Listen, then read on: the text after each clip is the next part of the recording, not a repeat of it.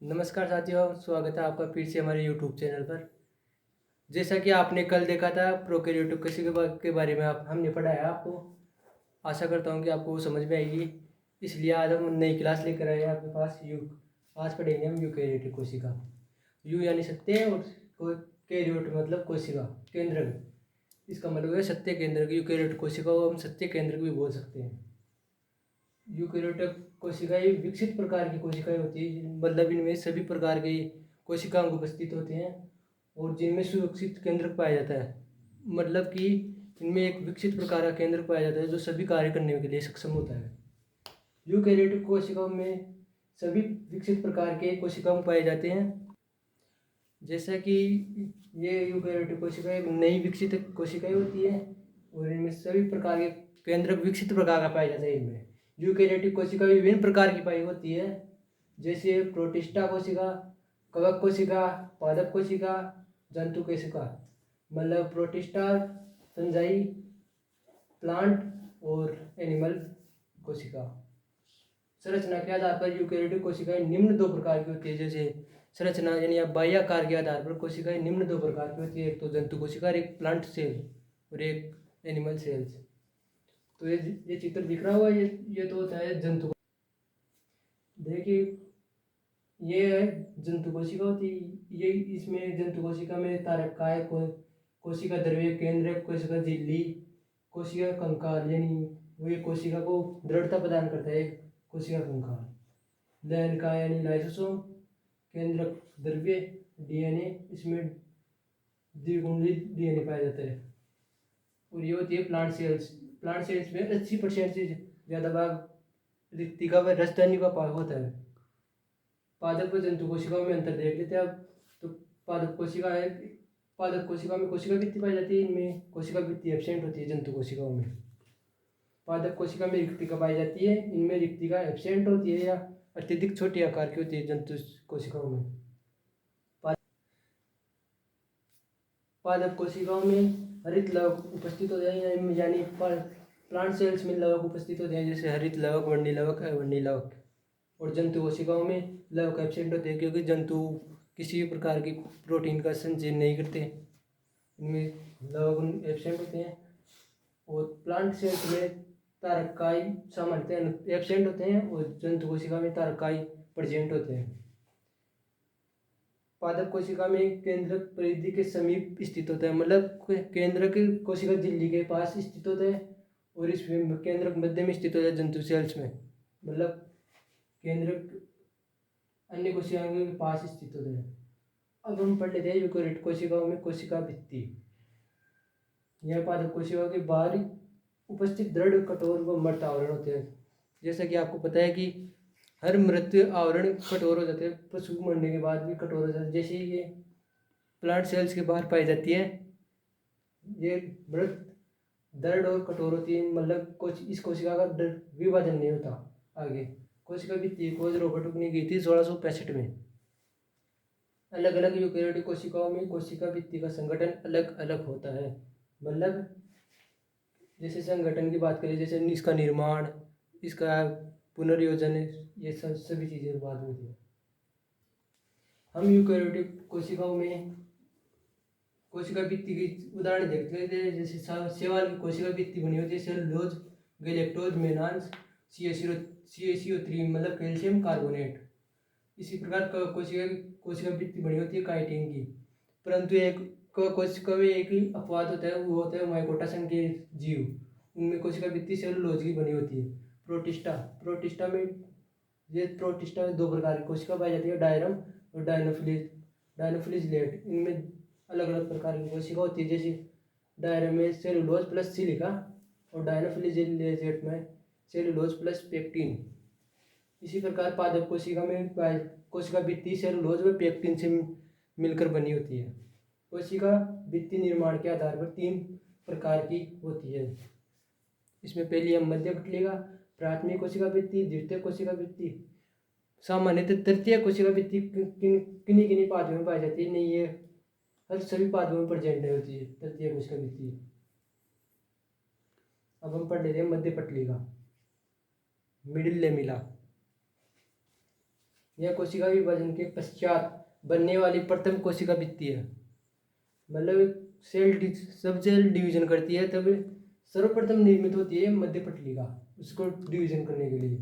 फिर इसमें इसका निर्माण में कैल्शियम और मैग्नीशियम पेप्टाइड से होता है, अर्थात इसमें कैल्शियम और मैग्नीशियम पेप्टाइड उपस्थित होने के कारण मध्य पटलिका का निर्माण होता है। मुख्यतः इसमें कैल्शियम पेप्टाइड का होना अति आवश्यक है। मध्य पटलिका का निर्माण केंद्र से परिधि की ओर होता है।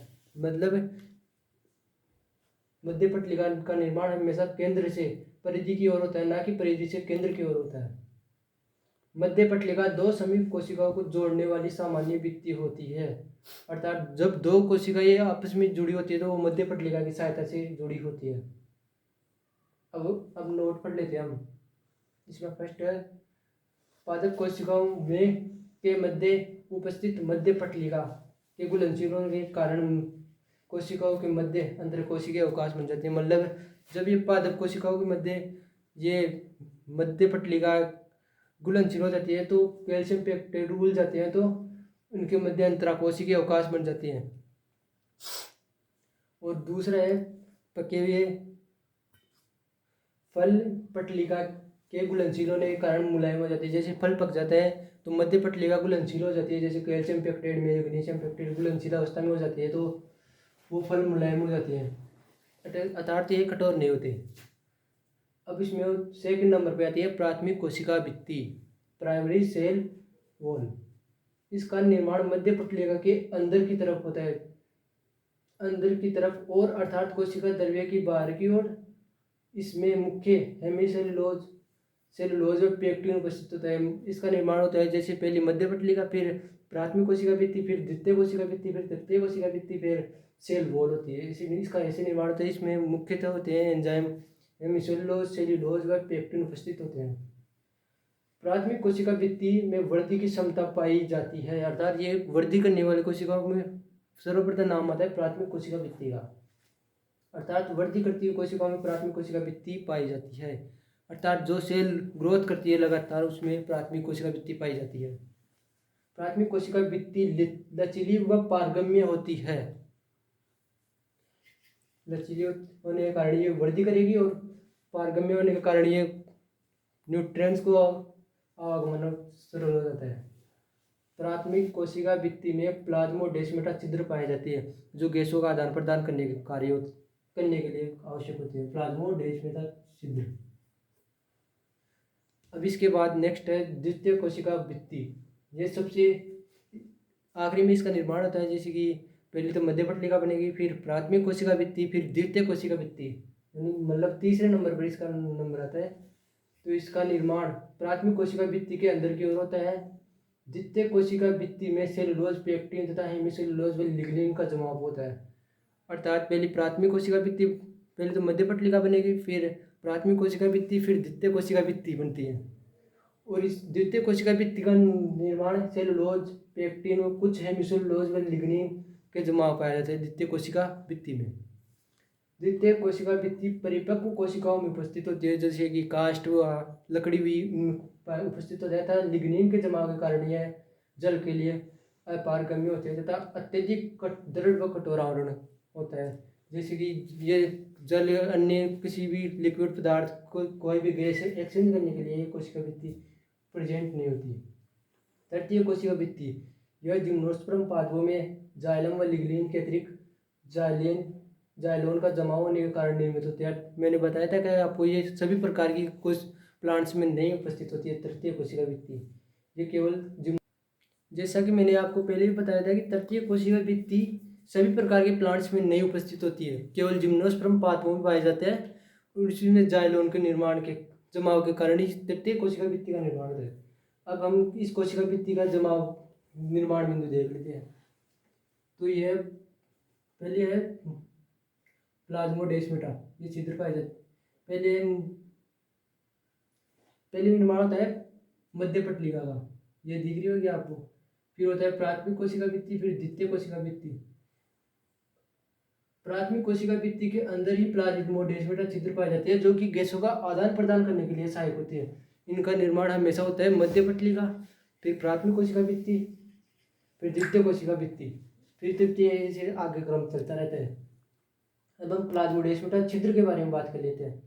यह प्राथमिक कोशिका भित्ति के में उपस्थित 200 से 400 एंगस्ट्रॉन या 20 से 40 नैनोमीटर आकार के छिद्र होता है, अर्थात इनका आकार 200 से 400 एंगस्ट्रॉन या 20 से 40 नैनोमीटर आकार का छिद्र होता है इनका।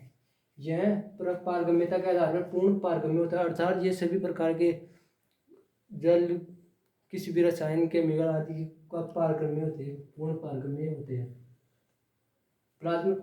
प्लाज्मोडेस्माटा दो समीप कोशिकाओं को या दो आसन कोशिकाओं को आपस में जोड़ने का कार्य करता है, अर्थात जब सेल डिवीजन होती है तो अलग अलग होने से उनको बचाता है और उनको आपस में जोड़ता है। कोशिका भित्ति कार्य। कोशिका भित्ति यह पादप कोशिकाओं को सुरक्षा व सहारा प्रदान करने का कार्य करती है, अर्थात कोशिकाओं को फटने से बचाती है। यह दृढ़ कोशिका भित्ति पादप कोशिकाओं को यांत्रिक सहारा देती है और इन्हें फटने से बचाती है और इनका आकार भी एक सुनिश्चित करती है।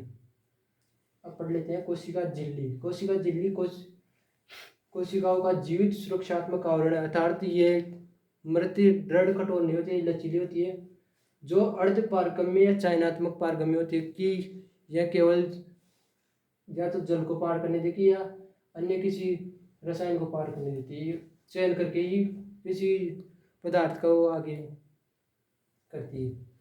कोशिका झिल्ली सभी कोशिकाओं में आवश्यक रूप से उपस्थित होती है, क्योंकि कोशिका भित्ति तो प्लांट कोशिकाओं में पाई जाती है, परंतु कोशिका झिल्ली सभी प्रकार के, जैसे प्लांट, जंतु, कवक, सभी प्रकार की कोशिकाओं में कोशिका झिल्ली उपस्थित होती है। कोशिका झिल्ली का निर्माण लिपिड प्रोटीन से होता है, अर्थात लिपिड प्लस प्रोटीन से निर्मित होती है, तथा इनके अतिरिक्त झिल्ली में कार्बोहाइड्रेट व कुछ कोलेस्ट्रॉल भी प्रेजेंट होता है।